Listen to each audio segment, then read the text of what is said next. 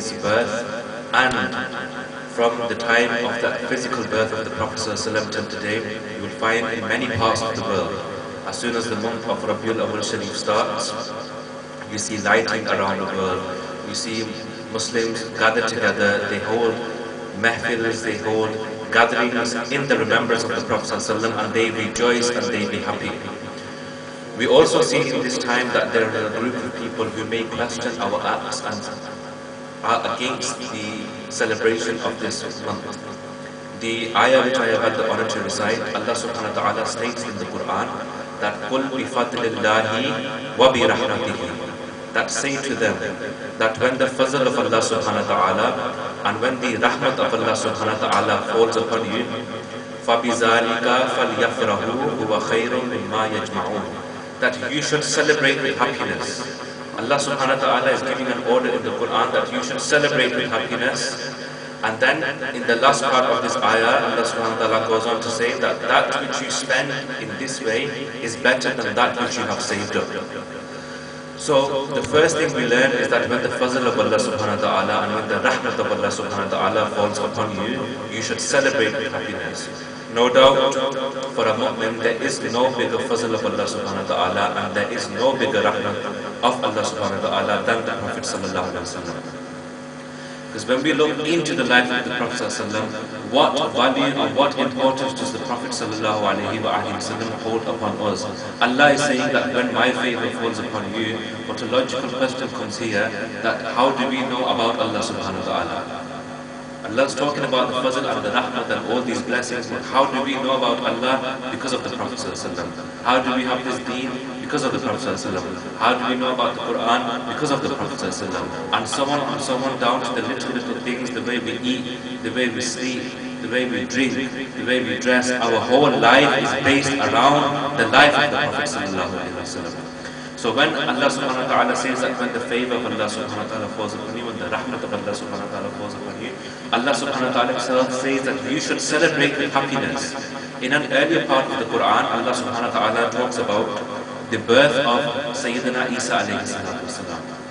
And remember, in our religion, every single prophet of Allah subhanahu wa ta'ala is worthy of respect. Even though we are not from the ummah of those prophets, we are still obliged to respect them. When Allah subhanahu wa ta'ala talks about Sayyidina Isa alayhi salatu wasalam, He says that peace upon him the day he was born, peace upon him the day he left this world, as in ascended to the heavens, and peace upon that day when he will be resurrected alive. Peace upon that day when Allah subhanahu wa ta'ala will raise him back again. So if Allah subhanahu wa ta'ala is sending blessings upon that day in which Isa alayhi salatu wasalam was born, then why can we not send blessings on the day when the Prophet sallallahu alaihi wasallam was born? And then when we look into the ahadith of the Prophet sallallahu alaihi wasallam, there's numerous ahadith which support these gatherings. But the first aspect we look at is that the gathering of Mawlid al-Nabi sallallahu alaihi wasallam, what does it consist of? The first thing it consists of is the remembrance of Allah subhanahu wa ta'ala, the zikr of Allah subhanahu wa ta'ala, the tilawat of the kalam rahman, the kalam of Allah subhanahu wa ta'ala. The second thing it consists of is the praise of the Prophet sallallahu alaihi wasallam. And the third thing it consists of is some aspects of the life of the Prophet sallallahu alaihi wasallam, some mention about the blessed seerah. If we take this into account, when we look at the time of the Prophet ﷺ, the physical time when Aka ﷺ was on this earth, they gathered with their Sahaba, they praised Allah subhanahu wa ta'ala, the Sahaba ikram praised the Prophet ﷺ, and then from his seerah took things into their own life. So it is permissible to say that even that gathering can be classified as a Mawlid al-Nabi ﷺ, because those same exact actions we do in our gatherings as well. And then when we look into the ahadith of the Prophet ﷺ, in one very famous ahadith, the Prophet ﷺ was once asked, because it was a ritual of the Prophet ﷺ, it was a practice of theirs that they used to fast every Monday and every Thursday. And the Prophet ﷺ was once asked that, Ya Rasulullah, what is the purpose of your fasting on this day? And the Prophet ﷺ replied that I was born on this day. Monday is the day when I was born. No doubt fasting is an act of ibadat, but the Prophet ﷺ said, I was born on this day. as in that I give appreciation to Allah subhanahu wa ta'ala, that this is the day you chose for me to come onto this earth, so I thank you for this day. So it can be classified that the Prophet ﷺ himself, in his own andaz, was celebrating the day on which he graced this world. Then further, when we look into other ahadith, specifically about the birth of the Prophet ﷺ, in one very famous ahadith, the Prophet ﷺ himself narrated that on my birth, such a light was created that my mother could see the palaces in Sham. In Syria, the blessed mother of Rasulullah ﷺ could see those palaces. That's how much light came into the world when the Prophet ﷺ was born. Then there are many aspects of the birth which relate to our day-to-day life. For example, in a hadith Qudsi, in which Allah subhanahu wa ta'ala says that I revealed myself, I was a hidden treasure. Allah subhanahu wa ta'ala says, I was a hidden treasure and I revealed myself for the sake of the Prophet ﷺ, for the sake of my beloved. So Allah subhanahu wa ta'ala created the Prophet ﷺ for one means, was to reveal himself, his treasure. So because of the birth of the Prophet ﷺ, everything came into existence. Allah subhanahu wa ta'ala created everything for the sake of his beloved.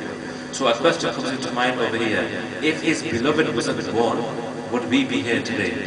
No. Would this kainat be here today? Would all the other parts of creation be here today? No. Because Allah subhanahu wa ta'ala says, I created these for him. So the condition of the creation is the Prophet ﷺ. So because of that birth, we have our birth. Because of that birth, we have our blessings. Because of that birth, we know about our Creator. Because of that birth, we are blessed by the name of Allah subhanahu wa ta'ala. And because of that birth, we will be graced in the eternal hereafter as well.